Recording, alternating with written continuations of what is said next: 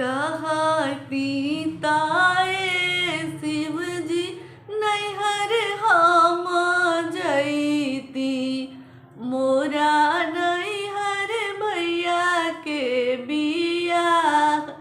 मोरा नैहर भैया के बियाह,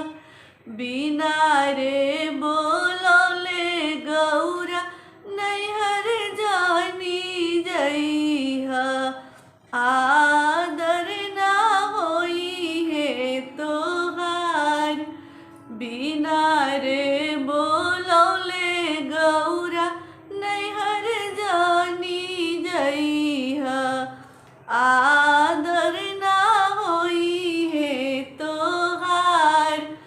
शिवा के कहल का गौरा एकहु ना मनली,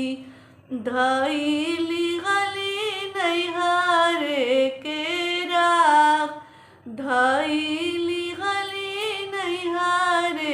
के राख, एक कोसी गली गौरा दूसर कोसी गईली, तीसरे नैहरवा के लोग, तीसरे नैहरवा के लोग, माई से मिटली गौरा बहिनी से मिटली, भाभी बोलेली बिरही बोल, भाभी बोलेली बिरही बोल, के ये भेजलस गौरा नौआ से बरिया, के दिहलस नेवाता पेठाय, के दिहलस नेवाता पेठाय, के करे बोलौले गौरा नैहर चली आइलू, के करे आदर सत्कार, के करे आदर सत्कार,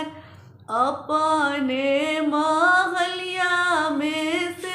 बोलेला कवना भैया,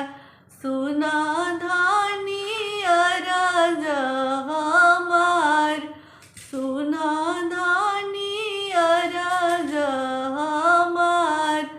हमही भेजौनी दानी नौआ से बरिया, हमही जे नेवाता पेठाय, हमही जे नेवाता पेठाय, हमरे बो